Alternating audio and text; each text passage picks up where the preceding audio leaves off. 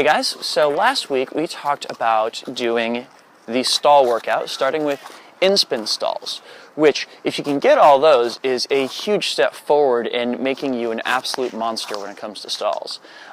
It is only half of the picture, however. The other half of the picture is that we have to work with anti-spin flowers to learn all of those same stalls, which is quite a bit harder.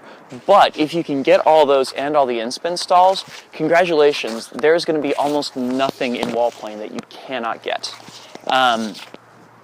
Why do we note a difference between the in-spin and the anti-spin stalls? Well, specifically because when we're talking about the in-spin stalls, we're coming from moments where the poi is reaching around outward in order to get to the stall, whereas when we're talking about anti-spin, we're talking about the moment when the poi comes in towards the body center before stalling, right?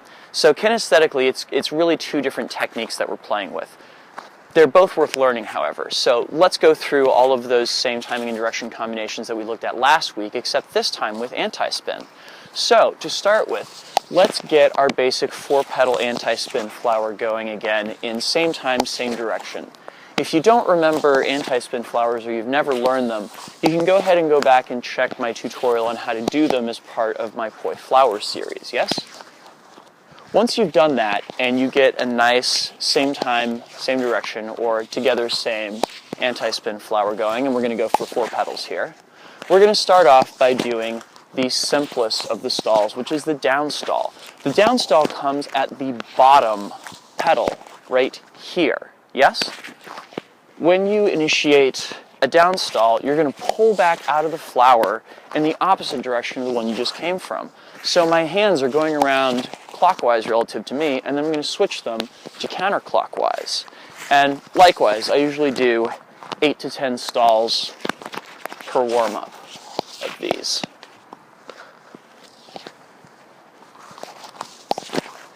If you got that feeling pretty good, it's time to move on to the up stalls. The up stall happens at the top petal of your flower, right there. And be sure that you're not cheating yourself when you come out of it. Make sure that you are keeping the 4 petals in the flower and that you're getting them to the proper compass point.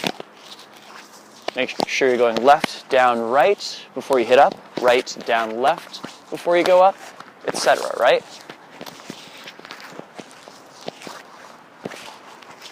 Cool. Now, if we're going to do the side stalls, that is the top stall and the bottom stall, things get just slightly more complicated because in anti-spin, these feel vastly different than they do in in-spin. Let me show you what I mean. In order to do a bottom stall in anti-spin, right now my hands are moving around clockwise. So I'm going to be doing my bottom stall off to the left-hand side of my body, where the blue poi is, yeah? So as I'm coming down from my top petal, I'm going to essentially sweep out my poi to the side of my body. When I'm going counterclockwise, of course, it's the opposite. I'm going to sweep to the right side of my body.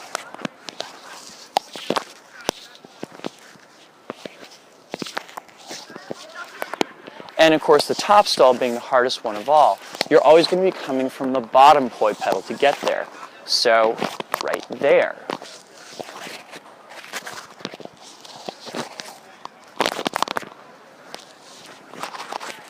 And the struggle here, of course, is that you have to do it in such a way that the poi heads never really come above the level of your shoulders. This is a huge shoulder and upper body workout. All right, cool. So we've got same time, same direction, or together same done. What about together opposites, or same time, opposite direction?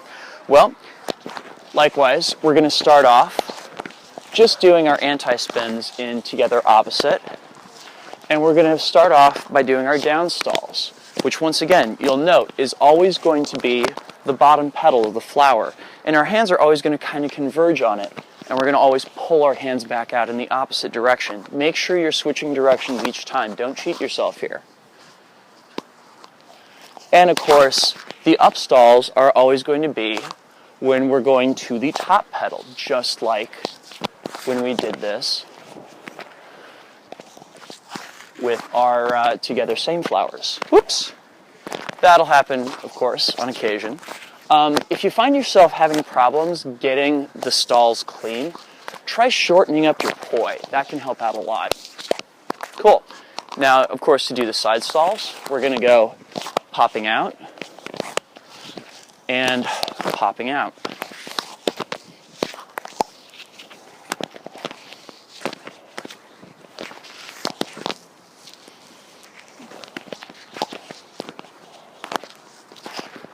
It can be kind of a challenge to maintain your timing, but fight for it. Finally, of course, we're going to have our top stalls, which come, of course, from the bottom.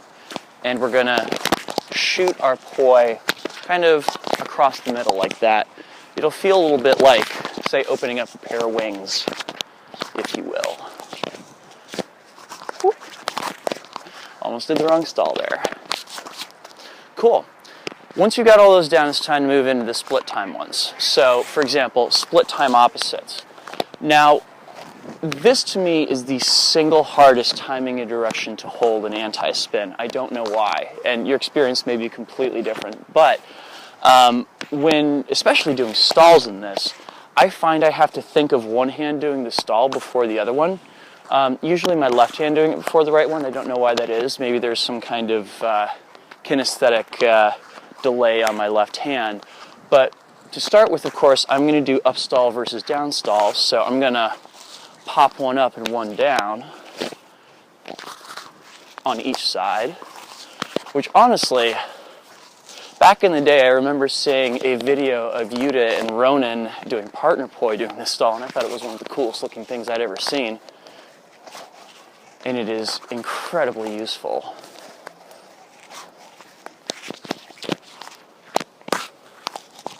And of course, you're going to switch up which hand is doing which after a while.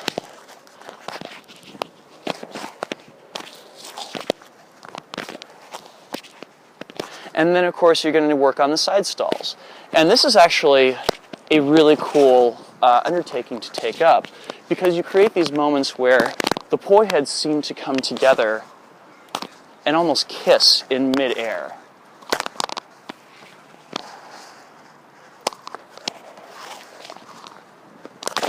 And of course, you're going to want to switch up which hand is doing which. I, for some reason, find this one easier to do when my right hand is on bottom.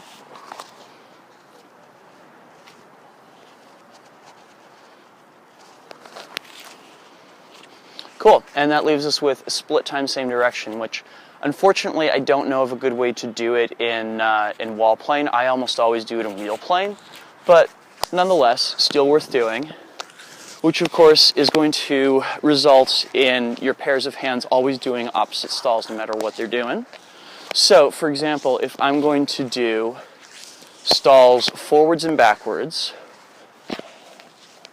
I'm going to be doing a bottom stall, say, with my left hand, and a top stall with my right hand, like so.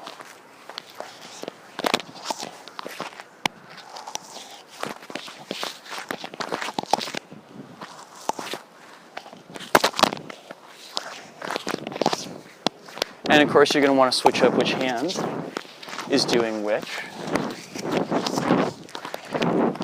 And then the truly difficult ones, the top and bottom stalls, because you have to pull back out of them into those side pedals, which to me always feels like the line is going slack. And of course, both hands going both directions.